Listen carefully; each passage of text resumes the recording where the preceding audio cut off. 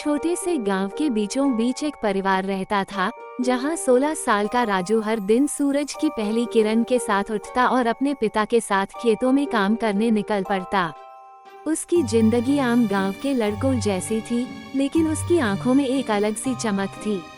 राजू का सबसे पसंदीदा समय था पहाड़ी के ऊपर बैठकर पक्षियों को आसमान में उड़ते देखना। वो अक्सर अपने दोस्तों से कहता, क्या हम इंसान भी आसमान में उड़ सकते हैं? दोस्त हंसकर कहते, राजू, सपने देखना छोड़ और हकीकत में जी। हम गरीब किसान हैं, ये सब हमारे लिए नहीं है। पर राजू के मन में यह बात घर कर चुकी थी।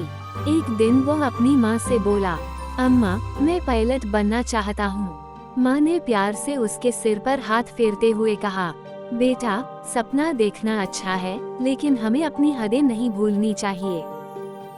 गांव में पहली बार एक मेले का आयोजन हुआ। उस मेले में एक पुराना विमान प्रदर्शनी के लिए लाया गया था। राजू ने पहली बार विमान को करीब से देखा। उसकी आंखें चमक उठी। वह बार बार उस विमान को छूने की कोशिश करता और पायलट बनने का सपना और गहरा हो गया। लेकिन गांव के लोग उसका मजाक उड़ाने लगे। राजू, तेरे पास 2 वक्त की रोटी के पैसे नहीं, पायलट कैसे बनेगा? ये सुनकर राजू उदास तो हुआ, पर उसने मन ही मन ठान लिया कि वो अपने सपने को सच करेगा। राजू ने कई महीनों तक मेहनत की। वो खेतों में ज्यादा काम करता और अपनी कमाई में से थोड़े थोड़े पैसे बचाता। कुछ समय बाद वो अपने माता पिता को मनाकर शहर जाने के लिए निकल पड़ा। शहर पहुंचकर उसे समझ आया कि पायलट बनना आसान नहीं है। उसे अंग्रेजी सीखनी थी, पढ़ाई करनी थी और फ्लाइट स्कूल की फीस के लिए बहुत सारे पैसे चाहिए थे। राजू ने छोटे मोटे काम शुरू किए, चाय बेचने, कार धोने और एक रेस्तरां में वेटर का काम किया। एक दिन राजू की मुलाकात रोहित नाम के एक पायलट से हुई। रोहित अक्सर उस रेस्तरां में आता था जहां राजू काम करता था।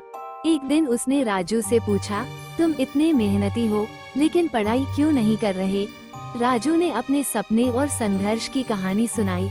रोहित उसकी लगन देखकर प्रभावित हुआ और उसकी मदद करने की ठान ली। उसने राजू को अंग्रेजी सिखाई, उसे पायलट की ट्रेनिंग के लिए एक छात्रवृत्ति का फॉर्म भरने में मदद की और उसका दाखिला एक फ्लाइट स्कूल में करवाया। फ्लाइट स्कूल में राजू ने जी जान लगाकर मेहनत की। कई बार मुश्किलें आईं, लेकिन उसने कभी हार नहीं मानी। आखिरकार वह दिन आया जब राजू ने अपनी पहली उड़ान भरी।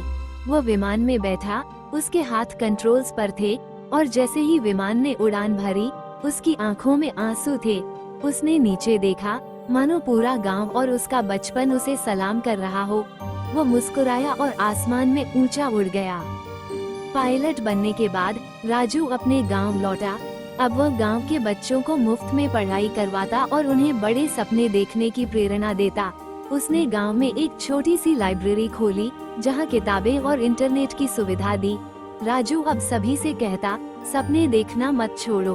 अगर मेहनत और विश्वास हो, तो कोई सपना बड़ा नहीं होता।